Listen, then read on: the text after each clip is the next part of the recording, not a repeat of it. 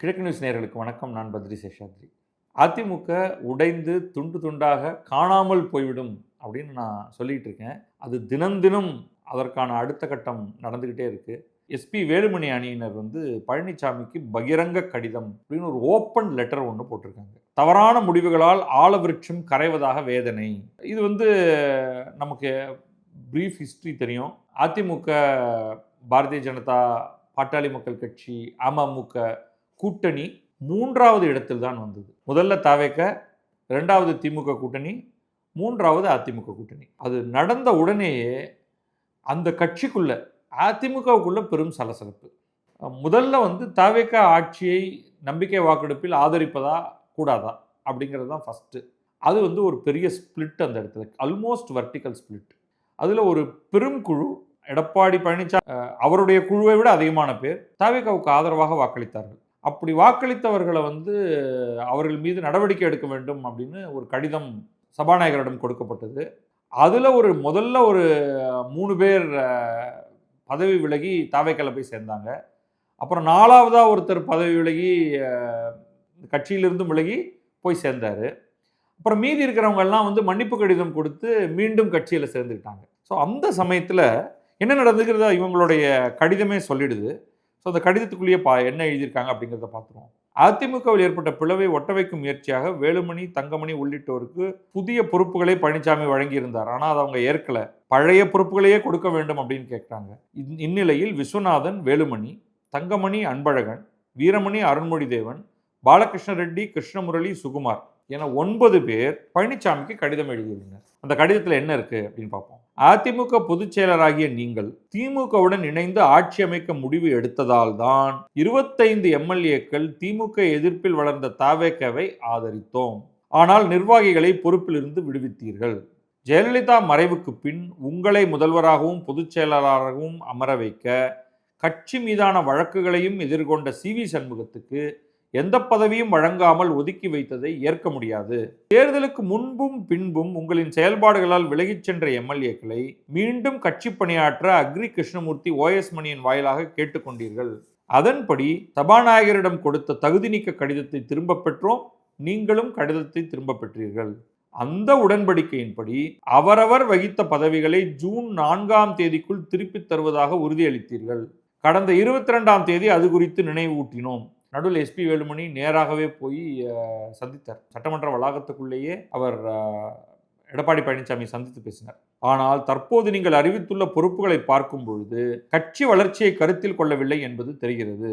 முன்பு ஜே அணி என அதிமுக பிளவுபட்டு, இதெல்லாம் தெரியாதவங்களுக்கு, ஜானகி அப்படிங்கிறவங்க எம்ஜிஆருடைய மனைவி, ஜெயலலிதா அந்த கட்சியில் இருக்கக்கூடிய ஒரு உறுப்பினர். அவங்க 2 பேரும் ஒரு கட்டத்தில் கட்சி 2ஆக உடைகிறது.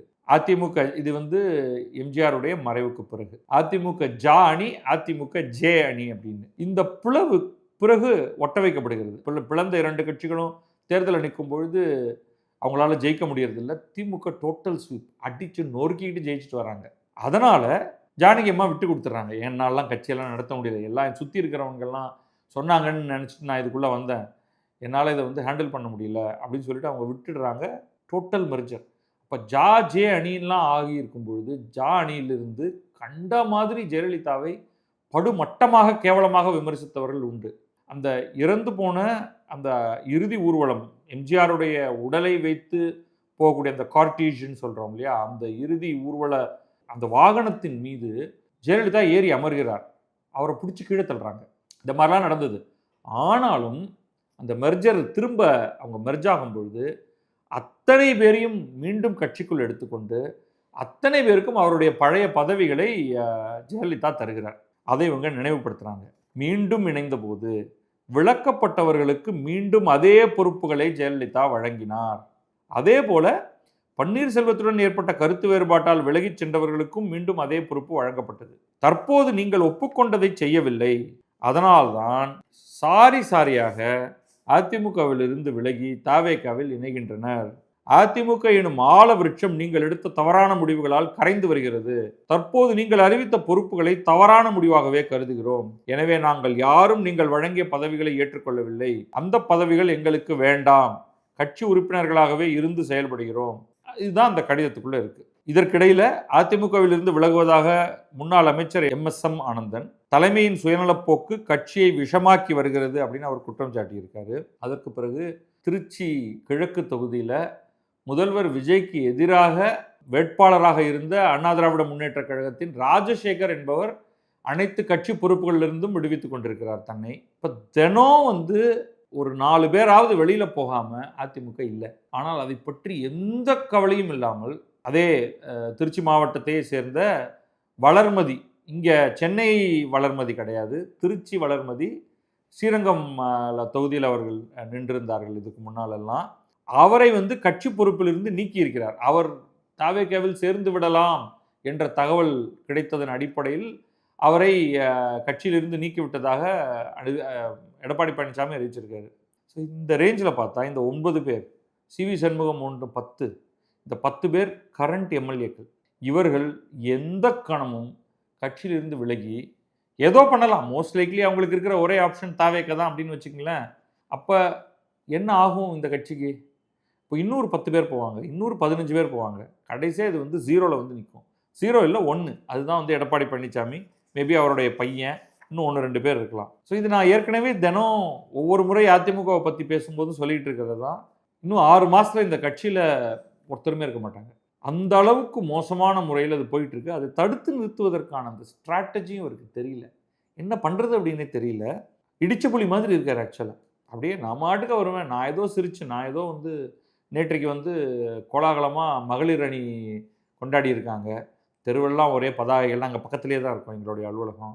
அப்புறம் தெரு ஓரத்துலலாம் ஏடிஎம்கே கொடியை குத்தி வச்சுட்டு அவங்கெல்லாம் ஒரு சில பேர்லாம் பார்த்துட்டு பேசிட்டு போயிருக்காங்க. அப்புறமா நாளைக்கு இளைஞர் அணி, நாளைக்கு ஏதாவது ஒரு குழந்தைகள் அணி அப்படின்லாம் ஏதோ மீட்டிங் போடுவாங்க போல இருக்குது. பட் கட்சி கம்ப்ளீட்டாக காணா போயிட்டுருக்கு அப்படிங்கிறது என்ன பண்ணுறது அப்படிங்கிறதுக்கு அவருக்கு தெரியல. எனிவே இன்எவிட்டபிள், இதெல்லாம் தடுத்து நிறுத்த முடியாது. இதெல்லாம் தாவேகாவுக்கு பயங்கர ஸ்ட்ரென்த்து. இவங்க ஒவ்வொருத்தருக்கும் கணிசமான அளவுக்கு வாக்குகள் இருக்குது. அவங்களோட ஏரியாவில் அவங்க பெரிய ஆளுங்க. அத்தனை பேரும் ஊழல்வாதிகள்ங்கிறதெல்லாம் மாற்றுக்கருத்தே கிடையாது. எக்கச்சக்கமாக சொத்து சேர்த்துருக்காங்க. அரசு பணத்தை கொள்ளையடித்து அவங்க எல்லாம் எம்எல்ஏக்களாகவும் மினிஸ்டர்ஸாகவும் இவங்கெல்லாம் இதில் விற்பனர்கள்.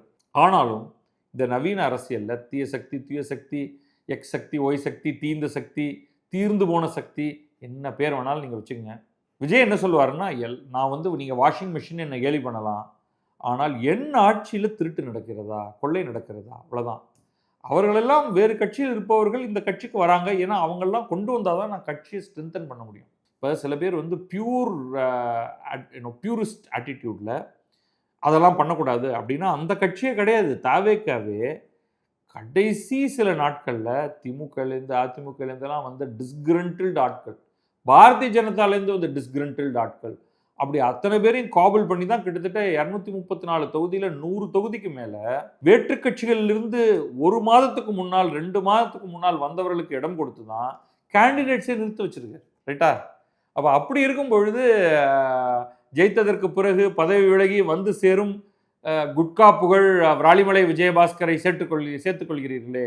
MR விஜயபாஸ்கர் காவல்துறையால் கைது செய்யப்பட்டவர், கடத்தல் குற்றச்சாட்டு அவர் மீது இருக்கிறது அப்படின்லாம் அவங்களெல்லாம் கொண்டு போய் சேர்த்துக்கிறீங்களே அப்படின்னா இப்போ சேர்ந்துட்டாங்க. இன்னைக்கு காலையில் தான் அந்த இணைப்பு நிகழ்ச்சி ஓல்டு மகாபலிபுரம் பக்கத்தில் ஏதோ ஒரு ரிசார்ட்டில் நடந்துக்கிட்டு இருக்கு. பட் இதெல்லாம் இன்எவிட்டபிள், இது இப்படி தான் நடக்கும். அதை வைத்து வாஷிங் மிஷின் தான். எப்படி ஊழல் செய்பவர்கள் பாரதிய ஜனதா கட்சி ஆட்சியில் இருக்கும்பொழுது அதில் சேர்ந்தால் அவர்கள் கரை நீக்கப்பட்டு விடுமோ, அது கனிமொழி அதை கேட்டுட்டாங்க. திமுகவுடைய கனிமொழி குட்கா கரையை நீக்கக்கூடிய ஒரு டிட்டர்ஜென்ட் உங்கள் கையில் இருக்கிறதா அப்படிங்கிற மாதிரி. ஆமாம், என்ன பண்ணுவப்போ அப்படின்னு தான் அவர் சொல்ல போறாரு. அந்த கரைகளையெல்லாம் நீக்கக்கூடிய மருந்து உங்களிடமும் இருக்கிறதானே, அப்படித்தானே செந்தில் பாலாஜி உள்ளே வந்தார். இன்னைக்கு கடந்த 2021 to 2026 திமுக ஆட்சியில் மந்திரிகளாக இருந்த பலர் அதிமுகவிலிருந்து திமுக வந்தவர்கள் தான். சேகர் பாபு, ராஜகண்ணப்பன், நீ வரிசையாக ஒரு லிஸ்ட்டு கொடுக்கலாம். இதெல்லாம் இவங்க அவங்கள பார்த்து சொல்கிறது, அவங்க இவங்கள பார்த்து சொல்கிறது, நம்ம 2 பேரையும் பார்த்து சொல்கிறதுன்ட்டு இதெல்லாம் ஒரு சிரிக்கத்தக்க ஒரு விஷயந்தான். பட் ஃபேக்ட் என்ன அப்படின்னா, பழனிசாமி என்பவர் எம்ஜிஆரும் ஜெயலலிதாவும் உருவாக்கிய கட்சியை ஒட்டுமொத்தமாக மூடிவிட்டு தான் போக போகிறார். நன்றி, வணக்கம். நான் பத்ரி சேஷாத்ரி. இது கிழக்கு நியூஸ்.